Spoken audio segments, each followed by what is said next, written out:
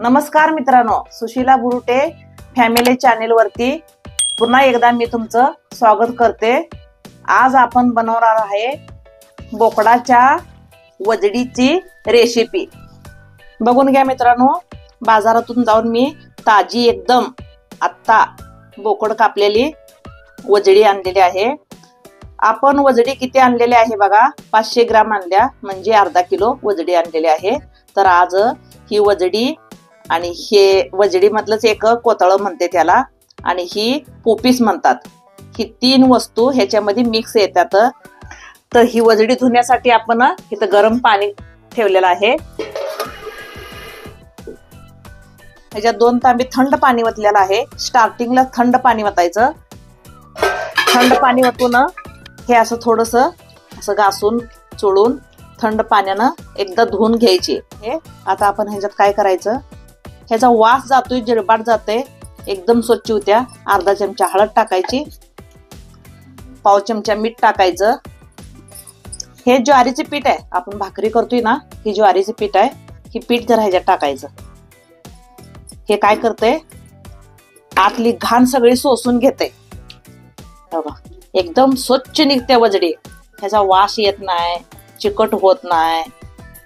हे बघा 2 ते 3 पाण्यानं थंड पाण्यानं धुवून घेतलेले आपण, हळद मीठ ज्वारीचं पीठ टाकून। आता आपण लास्ट स्टेप, गरम पाणी वतणे, पाणी पूर्ण निघते अशी काढून घ्यायची। हे बघा वजडी आता आपण शिजायला टाकणार आहे, त्याच्यासाठी 1.5 चमचा मीठ टाकले, 1 चमचा हळद टाकणार आहे। हे बघा मी कुकर मध्ये तेल गरम करून वजडी टाकून गॅसवर शिट्ट्या द्यायला देणार आहे। तेल गरम झालंय बघा, आता आपण ह्याच्यात वजडी टाकून घेऊया।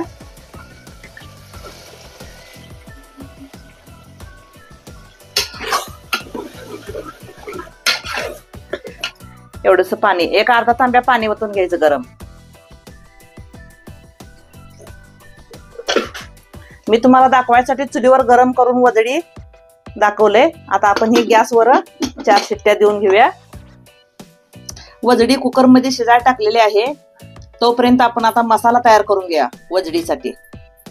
हे बघा सुक्क खोबरे घेतलेलं आहे अर्धी वाटी, जिरे घेतले तर 2 चमचे, थोडस मिरे घेतले ते 4 तुकडे दालचिनीचं घेतलेलं आहेत, एक 5-6 लवंगा घेतलेल्या आहेत।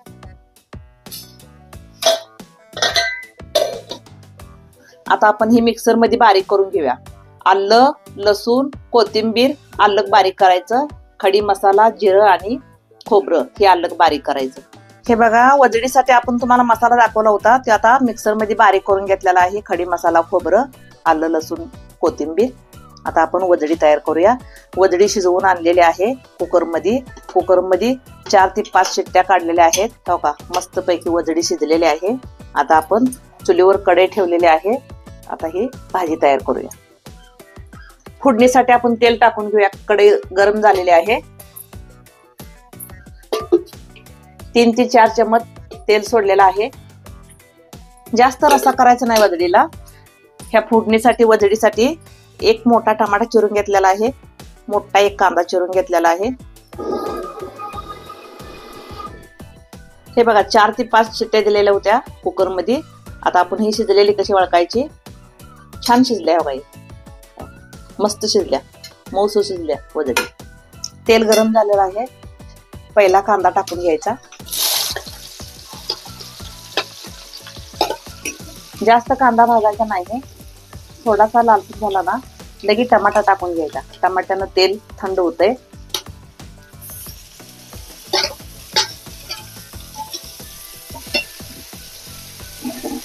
कांदा टमाटा भाजलेला आहे। आता कांदा टमाटा भाजला की प्रथम हे आपण आलं लसणाची पेस्ट टाकून घ्यायची, कोथिंबीर।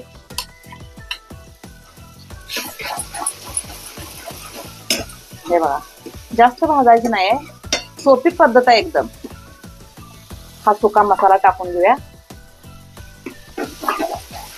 हे बघा मसाला टाकल्या आपण काश्मीरी मिरची पावडर आहे कट येण्यासाठी, तुम्हाला हवी तेवढी टाका, मी 1 चमचा भरून टाकलेला आहे। थोडंसं जास्त तिखट केल्यानं छान लागतंय. हे बघा काळं तिखट, खूप टेस्टी आणि चव आहे. घरी बनवलेलं तिखट आहे काळं तिखट. हे बघा फोडणी मस्त भाजलेली आहे, छान एकदम. अशी फोडणी भाजली ना चव छान येत्या, एकदम टेस्टी लागत्या. एकदम गावरानी आणि साधी पद्धत. ही थोडीशी गिरवी तयार करायची. ही मसाला जे आहे ना ह्याच पाण्यामध्ये असं शिजवून घेतलं ना गिरवी छान तयार होते. नका गिरवीला तेल सुटलेलं आहे मस्त पैकी. आता आपण वजडी टाकून घेऊया.